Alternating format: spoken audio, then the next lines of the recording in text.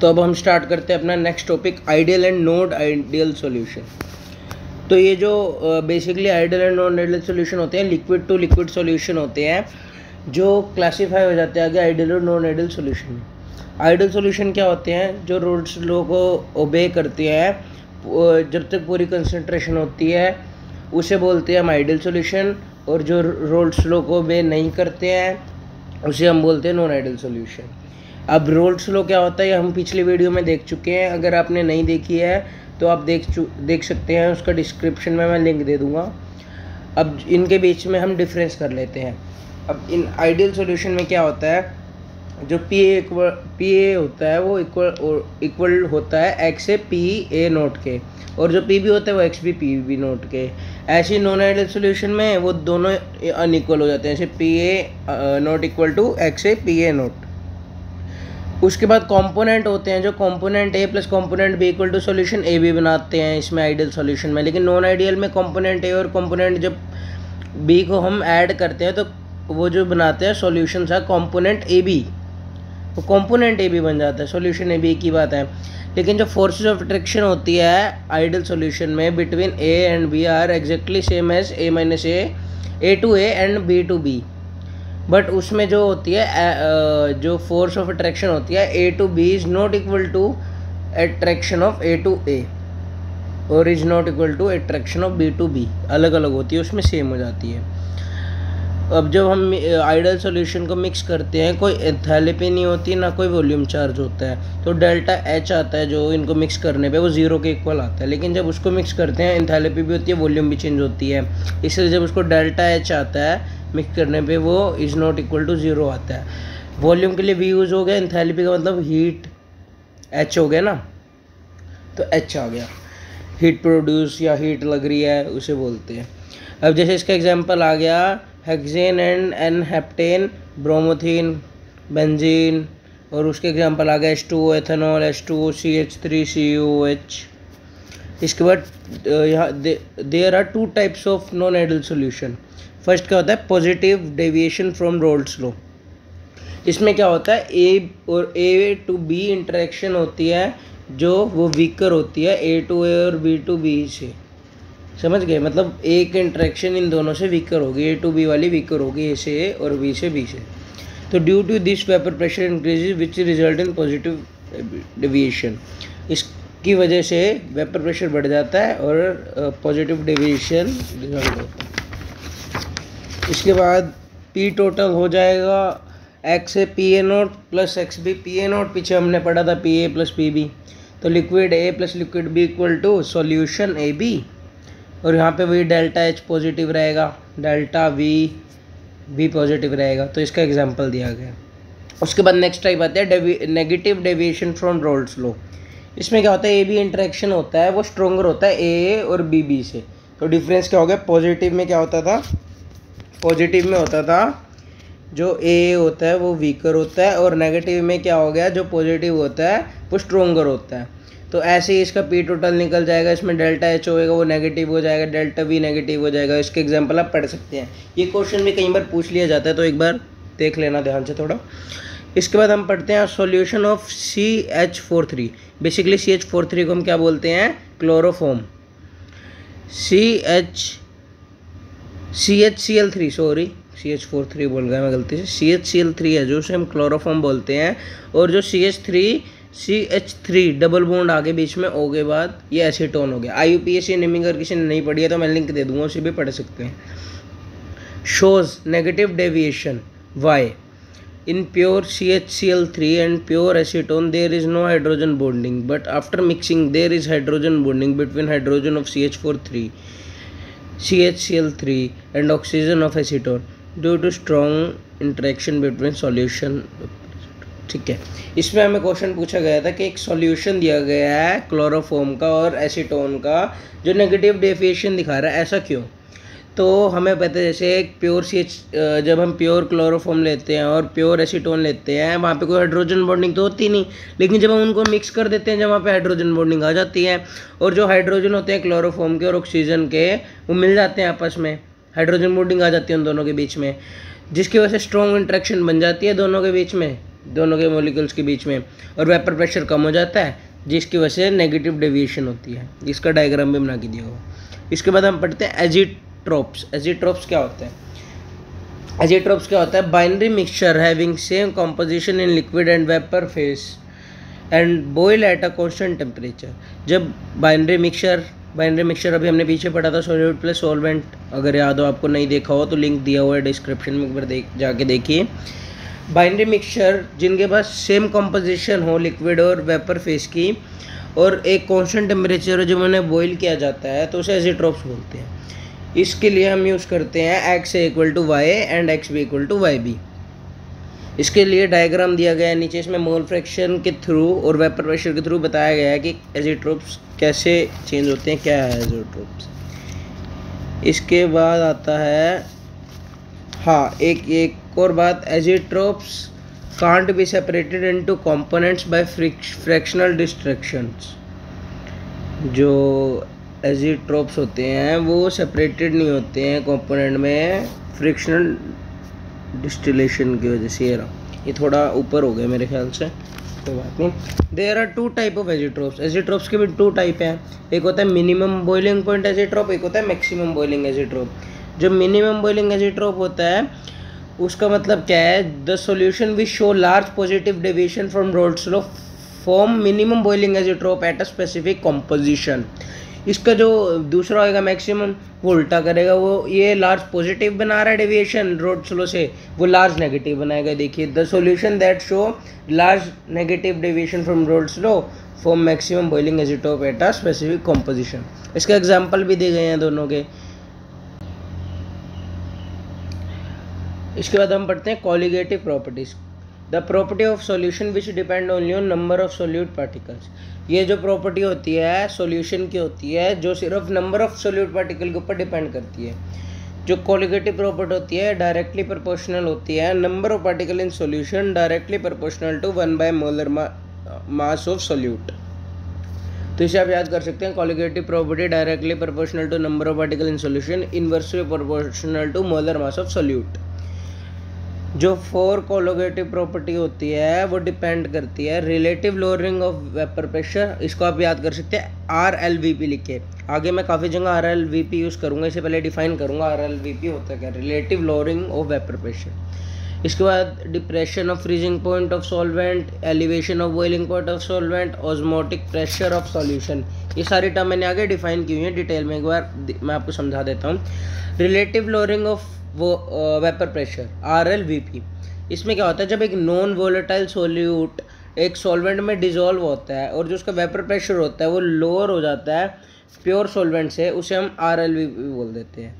When a non-volatile solute is dissolved in a solvent, vapor pressure of the solution become lower than that of pure solvent, which is known as RLVP. If X1 mole fraction of solvent and X2 mole fraction of solute, then vapor pressure of solution P equal to X1 P note. अगर X1 mole fraction है solvent का और जो X2 है वो mole fraction है solute की, जो वेपर प्रेशर सोल्यूशन का होगा वो X1 P नोट हो जाएगा। जो P नोट है वो vapour pressure of pure solvent है। The reduction in the vapour pressure of solvent delta P is equal to P note minus P is equal to P note minus X1 P note equal to 1 minus X1 P note.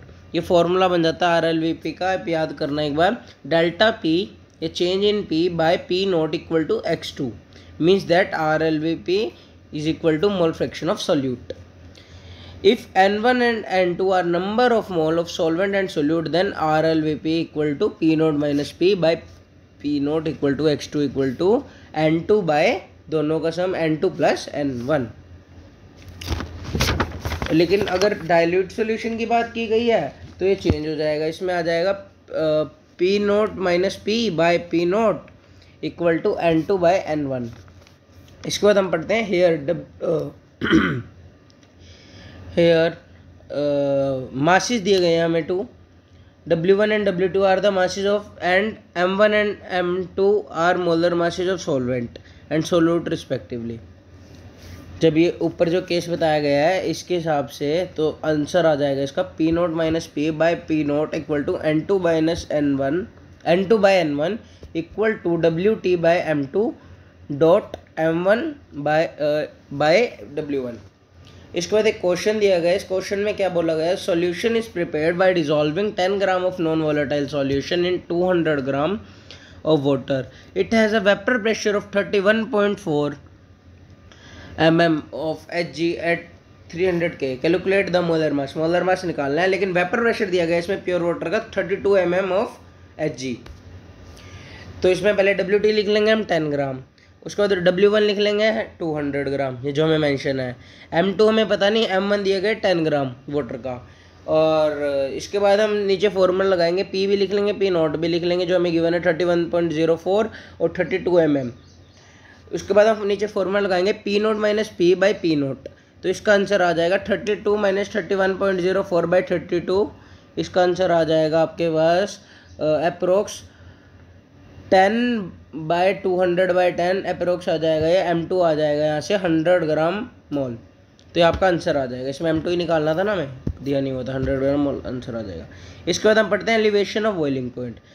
As we know boiling point of liquid is a temperature at which its boiling pressure become equal to atmospheric pressure. हमें पता ही है boiling point तो क्या होता है liquid का, कि जब टेम्परेचर है वेपर प्रेशर इक्वल हो जाता है एटमॉस्फेरिक प्रेशर के।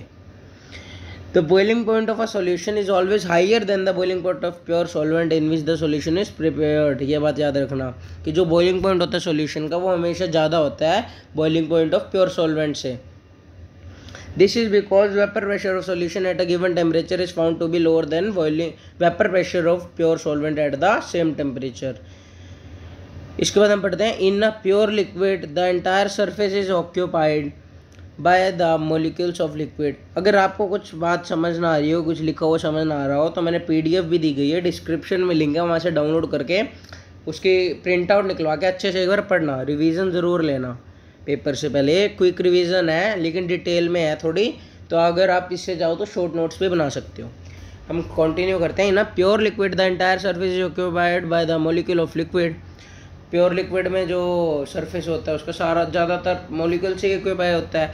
If a non volatile solute is added to pure liquid to a given solution. अगर हम एक नॉन वोलेटाइल सोल्यूट को ऐड करते हैं एक प्योर लिक्विड में, तो जो सरफेस होता है वो दोनों सोल्यूट और सॉल्वेंट मॉलिक्यूल से बन जाते हैं, दोनों आ जाते हैं। मतलब पहले तो सिर्फ वही था, सोल्यूट था, अब दोनों आ जाएंगे। So the fraction of surface covered by solvent molecule gate reduced. अगर जो पहले सॉल्वेंट था ज़्यादा, तो सॉल्वेंट की जो कंसंट्रेशन होती है, फ्रैक्शन होती है, और रिड्यूस हो जाती है। So the number of solvent molecule escaping from surface is reduced, thus the vapour pressure is also reduced. इसका मतलब है, अगर ये क्वेश्चन पूछ लिया जाता है आपसे कि अगर हम कोई नॉन वोलेटाइल सोल्यूट एडिट करते हैं प्योर लिक्विड में, तो जो वेपर प्रेशर है वो रिड्यूस क्यों होता है, तो आपने उसको एक सीधा सा आंसर देना है कि पहले तो सिर्फ सॉल्वेंट था सरफेस में, सारा सरफेस ऑक्यूपाई किया होता सॉल्वेंट ने, लेकिन अब सॉल्यूट और सॉल्वेंट दोनों हो जाते हैं, इसलिए जो फ्रैक्शन है सॉल्वेंट की वो कम हो जाती है, जिसकी वजह से वेपर प्रेशर भी रिड्यूस हो जाता है हमारा। इसके ही भी आप if T0 is boiling point of pure solvent and T1 is the boiling point of solution, then elevation in BP। अगर एक जो TB0 है वो एक बॉइलिंग पॉइंट दिया गया है प्योर सॉल्वेंट का, और TB है जो वो बॉइलिंग पॉइंट दिया है सोल्यूशन का, तो जो उसकी एलिवेशन निकलेगी बॉइलिंग पॉइंट की वो निकलेगी delta TB equal to TB minus TB0। वहाँ पे क्या था, B0 से वो माइनस करना था, यहाँ पे उसका अलग है। लेकिन डाइल्यूट सॉल्यूशन के लिए, for dilute solution TB directly proportional to M का मतलब क्या, मोलैलिटी लगा लो या मोलर कॉन्सेंट्रेशन लगा लो, तो फिर इसका फॉर्मूला निकल जाएगा delta TB equal to KB.M। आप एक बार फॉर्मूला अच्छे से रिवाइज कर लेना। कई बार वैसे क्वेश्चन ये कम ही आया है, आज तक तो आया नहीं, लेकिन कई बार आ जाता है, तो ना फिर दिक्कत ना हो, आपके मार्क्स थोड़े अच्छे आ जाएँ। मैं 70 आउट ऑफ 70 के लिए तो आपको थोड़ा बहुत स्ट्रगल प्रिपेयर तो करना ही पड़ेगा ना। इसके बाद if W2 gram of solute, ये भी इसी का पार्ट है, एक बार आप चेक कर ले कीजिएगा। जब आप ये ऊपर वाले फॉर्मूले पढ़ेंगे तब आपको ये आंसर नीचे से निकल जाएगा। ये आपको होमवर्क दे रहा हूँ मैं, एक बार करके कमेंट में इसका आंसर बताइएगा। इसके बाद हम पढ़ते हैं, ये 2 क्वेश्चन है, दोनों क्वेश्चन आपके होमवर्क है, करिएगा। अगर कोई डाउट होगा तो मुझे कमेंट में बताइएगा, मैं सेपरेट से वीडियो बनाऊंगा आपके डाउट्स पे।